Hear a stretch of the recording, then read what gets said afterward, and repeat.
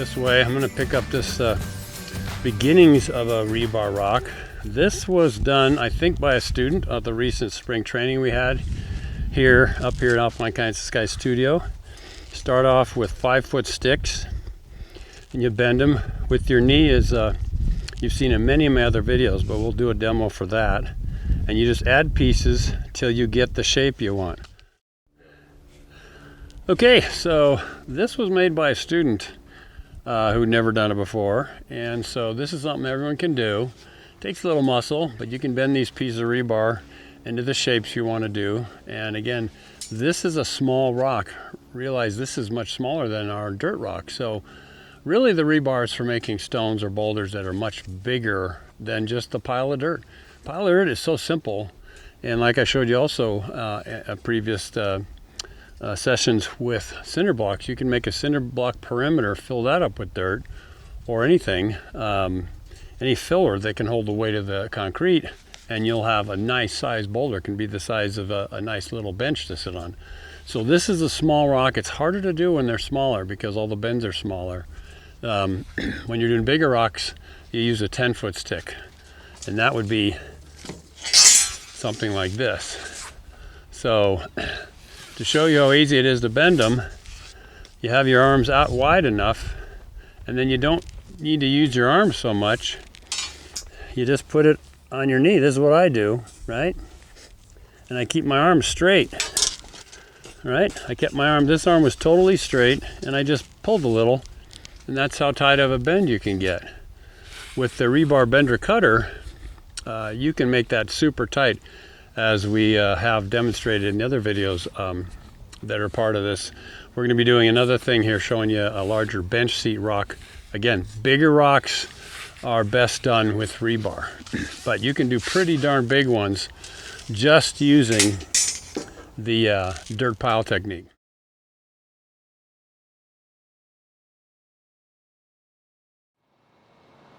Hey, what's going on? Mr. Dave here. Talking about rebar, talking about making fake rocks. A lot of guys have asked me about how I do that, and particularly when they're just trying to make a single stone. We're here on the Alpine job, monster job. You got to check out the videos on my YouTube channel. It's pretty crazy. But in this case, this is a good place and a good time to start talking about how we do it with a single piece of rebar, and then add to that to make these small little rocks, or even the bigger ones. They all start with the same process. You create the footprint, that is the amount of space that the rock would sit on the ground, what it would look like, and then you bend up rebar and begin to figure out the shape. So I got 2 sticks of rebar, and I'd like to show you how I do that. So I use 3/8 inch rebar, and this is what it is. I have trouble focusing on that. So the beginning stages, and I like to do as many bends as I can before I tie it off, because it's easier to do, from my experience anyway. So when I do it with my knees, some people think that's a little crazy, but for some reason it doesn't bother me at all. You start off with a bend, right? So we've got a little bit of a bend. It's not exactly 90 degrees, so I'm going to come in a little closer, and then I like it coming out. Since I got 2 sticks, I got enough room to come over here. So I'm kind of remembering where that is. This is going to be the part that's laying on the ground flat. Understand? That makes sense? So you can still keep shaping it and playing with it. Again, this is the part that's laying on the ground. The trick is to watch out for symmetry. You'll tend to want to make it like into a square or a circle. It's just sort of human nature that we end up wanting to do that. It's a strange phenomenon. So I'm pulling this in thinking, what will that do? If I bend it here, what kind of a shape will that bring? It's sort of visualizing from this point, or this point, or this point, what kind of a flat base for the rock am I going to end up with? So I'm going to pull this in tighter. You could even go to here and tie it off. But I'm going to just have a little bit of a bend in the last part of it here. So that's the part of the rock that'll be flat on the ground, or the hillside, depends on what you're doing. If I'm doing one on a hillside, then I keep that in mind and I make the rocks come over and account for that pitch. If you do it on the hillside, if you do it and like you're doing the flats and you make your rock, then it looks like it's sort of sticking straight out of the hill, which may be fine. There's no problem. It does create a situation where it'll be weighted down, and then maybe this side of the rock will be upside down, a little bit more of a challenge to get mud to stick on it. So, let's see what I think about it. I'm going to pull it in a little bit. So we got it just about where we want it for that base. You see, I'm getting it to where it's pretty darn close, so I'm not having to wrestle with it.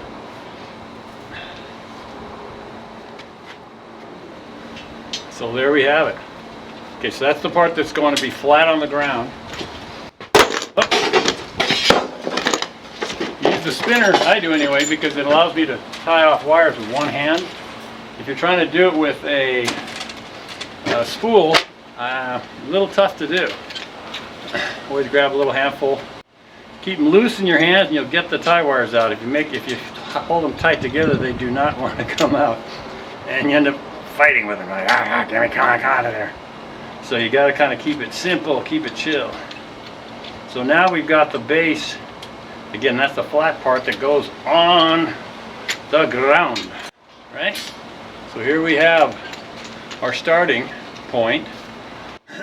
So now this just needs to go up. So I'm going to flip this around and then give it a bend. Sometimes when you're bending it, things want to spin and twist. So you have to figure out a way to do it in a way that keeps it stable. So now you can put it flat on the ground, stand on it, and you can mess around with it a little bit.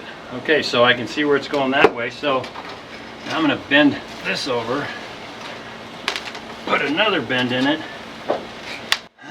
You can see how that's starting to shape up. So this is not exactly in the center, it's not flat, so you have a pitch going this way, which is good. When I'm making my rocks, I like to attach them with the flat part. You can see that. Flat part, so that makes it really lock in good. So now what I got to do is I got to attach all these parts together with my tie wires.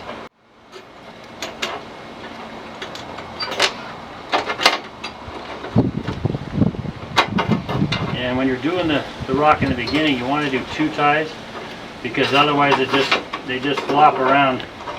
You can see they're a little awkward and unstable.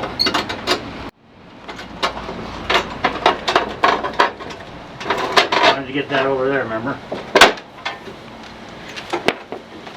Use your feet, your arms, your hips, whatever's going on.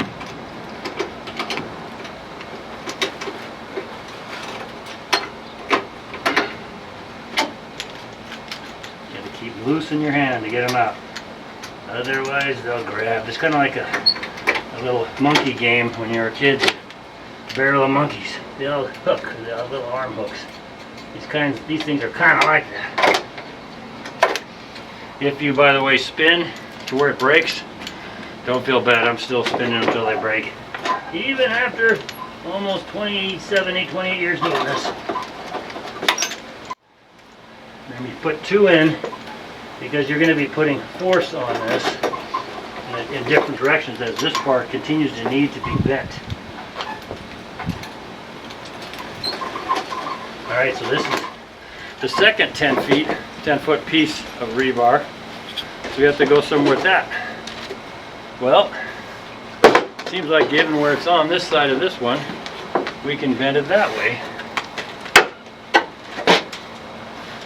We can make it higher if we want to. So we'll make it a little bit higher in this corner. See how it's starting to...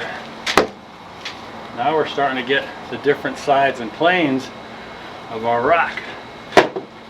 And use your feet. Use whatever you need to hold this sucker in place.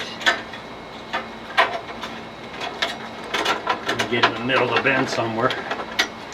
I also like to crisscross them. That gives it a little bit more of a stable tie off. we've got that there. So where am I gonna go next? Well, let's keep carrying this process up. I'll just spin it all the way around.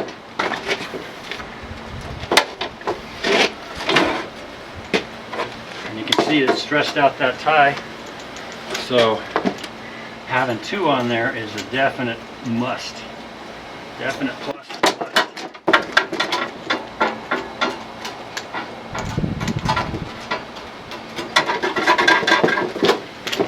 All these guys, you want to push them down sort of out of your way because they may end up being in the concrete being a problem. So you just kind of wrestle with it a little bit.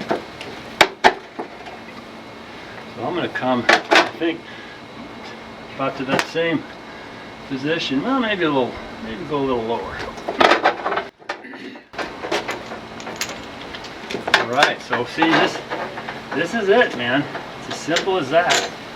In terms of the technique, again, the tendency is to make things symmetrical, and you find yourself making rocks that look like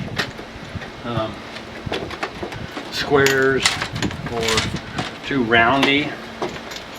Again, I'm doing all this without the hickey bar. The bender bars, affectionately called hickey bars, can assist you in changing how things are handled as well. This piece already had a bend in it, but that's okay. We can use that to our advantage or not.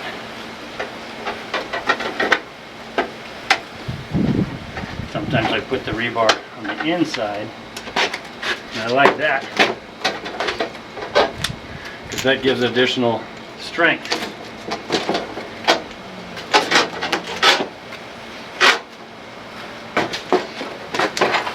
They're a little squirrely, they kind of run around on you a little bit. You want to overlap your rebars, good half to a quarter inch. That's this area right here. You want it to stick out because otherwise it'll pop free. These ones sometimes I'll do even more than two because especially if it's a project where you're using hickey bars a lot and putting a lot of force on the rebar, that can cause these ones that are finishing out to pop free. So now we have a good amount of stuff to continue making our rocks. Put over here, maybe they can see. And so it's got some asymmetry to it. It's got some nice angles. It goes flat to a bend. Our bottom footprint is kind of interesting. So I'd add another piece of rebar right here, maybe to here, and then loop it around and just shrink the gap. So, I mean, that is it. Remember to double tie when you're starting it off so stuff stays pretty stable. And if it was a 10-foot rock, it's all the same thing, just bigger lengths and bigger scale. Anytime along the way you can play with it and bend it. We'll talk about how to use the bender bars and stuff and what they allow you to do too. And notice on this one, this portion they're pretty parallel, but that's okay because it's just one spot. And that's something that's okay. It's okay to have areas of symmetry and stuff in rock. It's just overall you want to keep making sure it has some kind of a irregular but natural shape. So that's how you make a rock, man. Out of 3/8 inch rebar in terms of this shaping approach. Of course, you can make fake rocks out of a number of different things and different strategies and ways. You can use a pile of dirt and that can turn into a nice little dome, low-level stone. Foam, people use foam. If I use foam, I reinforce it with rebar everywhere. But rebar is the most common one. So here you go. That's how to make a rock with rebar and these little tie wires and the little spinny. All right, so there you go. So over here we have some samples of, again, student rocks who made these. This one was done by a student. Excellent shape. We have planes that are there. I'll move this out of the way. Flats, no right angles, and the pitch is leaning in. when you're doing these and you want to do them by hand, having it lean in the angle of repose makes hand applying concrete super easy. You just put it on there and you vibrate in. You want to get it around here as best you can, and that slows the rust. If it's exposed to air and moisture on the inside, it can rust. Chicken wire you can buy in a roll. This is a little piece, and you cut off pieces that you need to fit the area that you want it to fit. They're very pokey, and I almost invariably end up with blood being drawn. So these gloves really don't protect you. You can use the heavy leather ones. I just use this one and try to be careful, and I don't care about a little scratch. But so the chicken wire goes on the vertical surfaces, and if they lean in, it's much easier. You can do vertical shapes, and you can do things that lean out a little bit. It takes a little more finesse to get the concrete to stay there. And then on the inside, I started talking about chicken wire, but the burlap goes on first, and that comes in rolls. These are from Home Depot, like all the stuff I get. A big box store is usually the cheapest. So you lay out the roll of burlap and make a little extra, cut that piece, and then you put it on the inside, and we'll demonstrate that a little bit. I'm just doing a quick overview of the rebar technique and what is involved. What are the materials that you use? You use burlap and chicken wire, and this one shows a nice example of how to do that. Again, this size rock you could easily do with the dirt pile technique. Faster, as that technique demonstrates, as you've seen in other sessions. But it's a great student did a great job with this. They probably started with longer rock, longer rebar rather, probably a 10-foot stick. 5-foot sticks don't get you very far, as that piece of rebar I just showed you.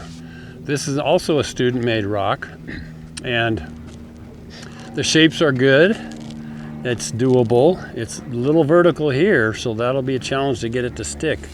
But we will be putting on more chicken wire, and you pull it tight, and we'll be attaching it to these pieces of chicken wire with the hog rings, which that's what these are. And these are something in a fencing section of Home Depot where you do chain link fence, and this is meant to hold the chain link fence together. It could use another piece of steel, but this is the scale. It's small enough, doesn't need it, it's fine. Concrete's very strong, and when you combine it with chicken wire and rebar, these things last a long time, and they're very vigorous and strong. In this one, you also see the demonstration of spraying it with the Hopper mortar mix. Very wet mix, and that gave us the texture coat of our dirt rock number 1. This has been sprayed on here. The beauty of this is that I had extra, and that's why I did it. It goes over and around the rebar very well, protecting it from future rust potential. So this is something that's kind of nice to do if you wish. I don't usually do it just because it's an extra step, and the projects we build are well integrated into and around the rebar when we build them, so things get nice and covered, and we're in good shape with that. So we're gonna go ahead and show you a rebar rock that we are working on here, and this is going to be a larger stone. It's going to be a stone that I wanted to make it as a bench, and so we're going to talk about that here. But these are just the bubble size, the bubble rocks you can make with rebar. Again, these are student rocks that made these, having never done it before, so it's something you can learn. And I have videos on my YouTube channel about that in this course, and we'll be able to see how that process going from the very beginning to the burlap phase to the chicken wire phase and how that happens. But again, we're trying to use this only for the larger stones than this size, because both of these could have been done with the dirt stack type of approach. Make the dirt, make a shape, concrete over it. Harder on the verticals. You just have to flay out or splay out the bottom of it and have that pitch to stay on there. So we'll go ahead and take a look at that next.